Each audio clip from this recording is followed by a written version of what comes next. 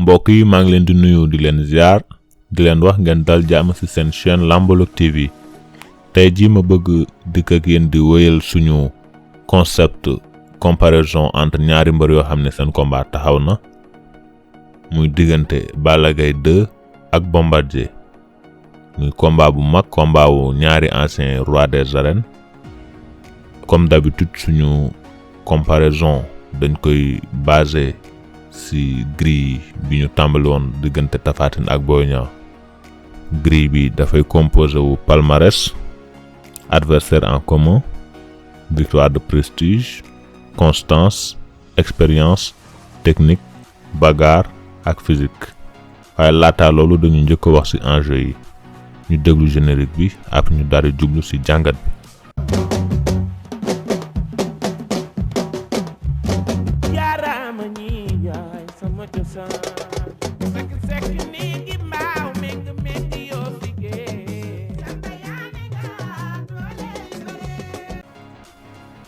ku comprendre image bi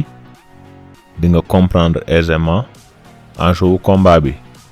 ndax dañ leen dajale ci benn yoon Balla Gaye ak Bombardier waaye ku ci nekk am na asamaan si nu mu mel ci sa côté soo xoolee Bombardier moom asamaan si dafa mel ni lu timis ndax mu ngi au crépuscule de sa carrière loolu lañ bëggoon fësal foofu mu ngi am 44 ans te 2021 lay am 45 ans âge de la retraite côté wu Balla Gaye da ngay gis ni asamaan la boo xamante ni dafa mel ni lu jóge ci orage nuage yu commencé di dissiper wu muy jóge ci lëndëm di ñëw ci leer loolu day fësal ni moom nekkoon na ci ay moment de turbulence yu metti ci carrière am waaye mu ngi ciy commencé génn te aussi am na fu ñaari asamaan yi di daje ci seen diggante noonu am na lu ñu wane en transparent muy benn couronne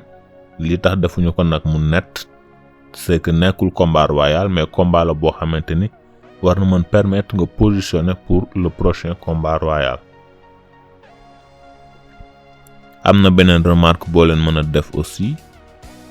mooy couronne bi niñ ko positionner féetewul carrément ci digg bi ñetti branche yi dafa féete ci Bombardier ñaari branche yi féete ci Balla Gaye comme ku nekk rek sa objectif. ndax Bombardier 3e fois la bëgg nekk roi loo tax ñu féetale ko 3 branches yi Balla Gaye mu bëgg ko jël pour la 2e fois te combat bi combat bu crucial la pour ñu atteindre seen but. premier critère de comparaison bi mooy palmarès dañu njëkk jël Bombardier mi nga xam ne am na 26 combats 18 victoires 8 défaites 0 match nul 0 sans verdict léegi au total day am 69% de victoire côté Balla Gaye da ngay gis 25 combats pour 21 victoires 4 défaites 0 match nul 0 sans verdict aussi mu jox ko 84% de victoire foofu Balla Gaye mooy am avantage ci critère wu palmarès. suñu jógee foofu dañuy dem suñu deuxième critère bii di adversaire en commun dañu njëkk am Yékini mi nga xamante ni daan na Bombardier 3 fois. Balla Gaye daan ko benn yoon Moustapha Gueye Bombardier ak Balla Gaye 2 dañ ko boole daan benn yoon Bombardier am na ñaari victoire ci kaw Tyson Balla am benn victoire ci moom Balla Gaye 2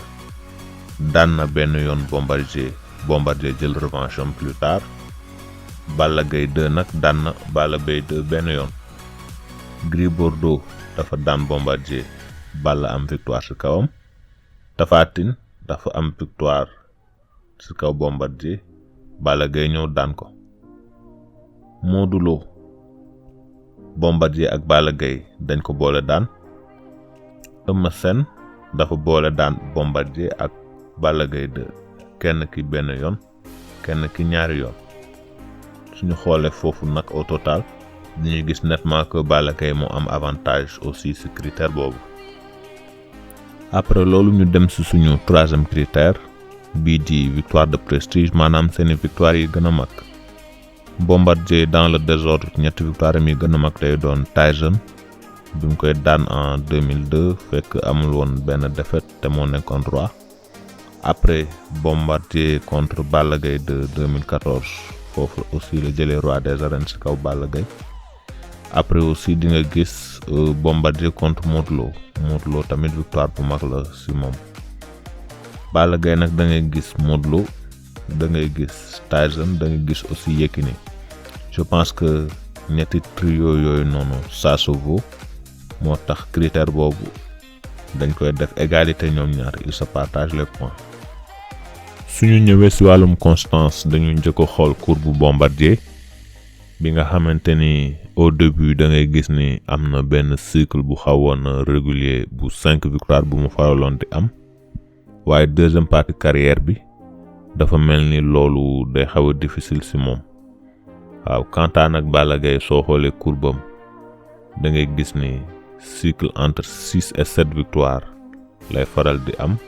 boo xamante ni benn moo koy faral di freiner benn défaite moo koy faral di freiner ba 2014-2015 la ñu gis mu tegle 2 défaites léegi depuis boobu noonu si la def 2 ans sans combat après mu ñëwaat bi mu ñëwaatee aussi gis nañ ni mu ngi courbe baa ngi reprendre forme. Donc critère ou constance aussi on voit nettement que Balla Gaye 2 moom mooy gagné critère boobu. Critère bi ci topp mooy expérience bi foofu dañ koy jox directement Bombardier ndax bi muy nekk roi des arènes 2002 la te mooy distinction bi gën a mag bi mbër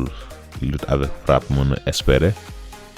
bi mu koy am fekk na Balla Gaye duggagul ci lamb 3 ans après la soog a dugg ci lamb kon yaakaar naa ne suñuy wax wàllum expérience Bombardier moo war a ëpp expérience Balla Gaye. Sur le plan de la technique pure du doon surprise ci kenn su Balla Gaye 2 jëlee avantage ci critère boobu ndax lu mu jot a wane la ci carrière am ci ay qualité jël ci ay qualité adversaire. critère bagarre bi nag dañ koy jox Bombardier. suñu xoolee seen premier combat en 2014 foofu Bombardier moo dominé woon aspect bagarre bi te il a fallu juste mu jox ko benn coup bu porté pour Balla titubé ba ni muy daanoo. en plus si diggante bi Bombardier dafa gën a yokk expérience 6 ans jëm 7 ans ñoo séparé seen première confrontation ak tey ji revanche bi ñu jëm te si diggante bi Bombardier gën a yokk expérience surtout sport MMA bi mu dugg. Balla Gaye n'empêche de son côté moom aussi gën na mûrir gën na yokk boxe bi ñu ngi ko doon gis ak ay coach. Enfin sur le plan physique Bombardier mooy remporté critère bi ndax régularité ci physique bi muy affiché à chaque combat et même hors combat ce qui n'est pas le cas de Balla dafa jóge woon ci benn période bu metti mu ñëw di escalader ndànk-ndànk échelon yi contre Gris Bordeaux gis nañ ko physique bi ni mu meloon après mu amélioré ko contre Modou Lo léegi Balla bi ñu xamoon physiquement mu ngi nekk ci yoonu ñëwaat am na sax ñu yaakaar ne ñëw na ba pare bii paa nag dafay tasanteeg naataangoom ci jëmm donte sax moo ko féete mag waaye Bombardier avancement âge bi du ko affecté négativement ci wàllum doole comme ni muy affecté yeneen mbëri wala su koy affecté aussi day doon à un niveau moindre ndax on a rarement vu koo xamante ni ci génération am la muy régulier ba tey nekk ci kaw di ko jaayanteeg ñi nga xamante ni génération bu féete ci suuf la ci wàllum âge mu ngi mel ni loolu la ñu amoon comme